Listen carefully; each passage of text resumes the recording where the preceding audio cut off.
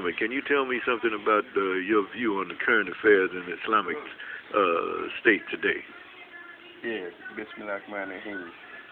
Inshallah, by the grace and mercy of Allah, from the Quran and the Hadith, the sayings and doings of the last prophet and messenger of Allah, Muhammad ibn Abdullah, peace upon him, we see the manifestation of the prophecies materializing faster than we can imagine.